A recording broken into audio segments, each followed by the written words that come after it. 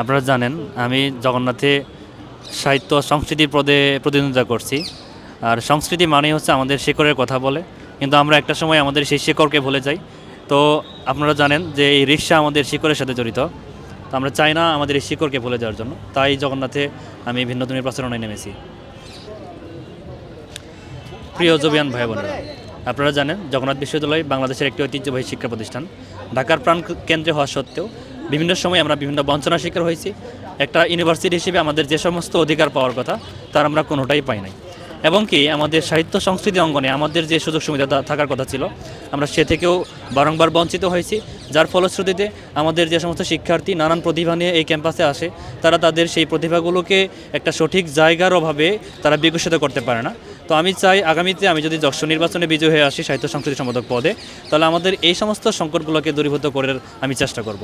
তো এই সংকটগুলোকে দূরীভূত করার জন্য আমি কয়েকটি ইশতেহার হাতে নিয়েছি। প্রথমত আমি চাই এমন একটা সাংস্কৃতিক অঙ্গন, এমন একটা সাহিত্যিক অঙ্গন যেখানে আমাদের সকল ধরনের শিক্ষার্থীদের তাদের সুযোগ থাকবে, প্রত্যেকে সেখানে অংশগ্রহণ করার সুযোগ পাবে।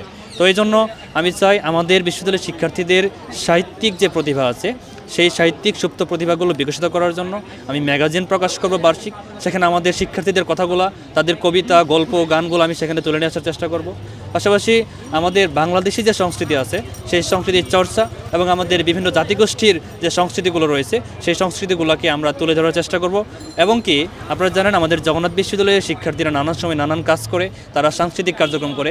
সেই সাংস্কৃতিক কার্যক্রমগুলো আমরা আমাদের বিশ্ববিদ্যালয়ের একটা কেন্দ্রীয়ভাবে সেগুলো আমরা কোনো আর্কাইভের তৈরি আমরা করতে পারি না। সুতরাং আমি চেষ্টা করব আমি একটা ডিজিটাল আর্কাইভ তৈরির মাধ্যমে আমাদের বিশ্ববিদ্যালয়ের শিক্ষার্থীদের এই সমস্ত সাংস্কৃতিক কার্যক্রমগুলো আমি সেখানে সমন্বিত করার চেষ্টা করব।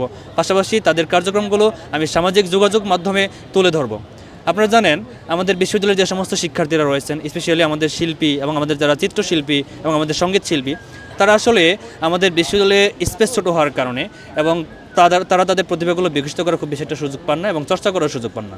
তো আমি চাই একটা আলাদা মিউজিক জোন প্রতিষ্ঠা করা এবং আমাদের শিল্পীদের জন্য একটা আর্ট স্পেস তৈরির জন্য আমি বিশ্ববিদ্যালয় প্রশাসনের কাছে বিভিন্ন সময় প্রতিবাদ জানাই। যে আপনারা জানেন আমি জগন্নাথ বিশ্ববিদ্যালয়ের ছাত্র শিবিরের বিতর্ক সম্পাদক হিসেবে আছি। আমরা ইতিমধ্যে সাহিত্য নিয়ে কাজ করি, আমরা আমাদের সংস্কৃতি নিয়ে কাজ করি। আমি যদি নির্বাচিত নাও হই তাহলে আমি চেষ্টা করব আমাদের শিক্ষার্থীদের জন্য এই কাজগুলো আমি করে যাওয়ার জন্য। কিন্তু যদি আমি যশোরে বিজয়ী হই তাহলে আমার জন্য এই কাজগুলো করা আরেকটু সহজ হবে।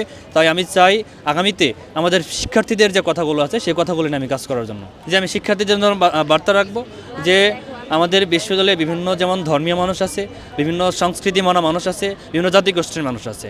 সুতরাং আমি চাই আমাদের বিশ্ববিদ্যালয়ে এমন একটা প্ল্যাটফর্ম দাঁড়ানো হোক যেখানে হচ্ছে যে আমাদের সকলের সমান সুযোগ সুবিধা থাকবে, প্রত্যেকে তাদের নিজ নিজ যে সে বিশ্বাসকে সে লালন করে বা ধারণ করে সেটা সে সেখানে চর্চা করার সুযোগ পাবে। এইটুকুই আমি চাই।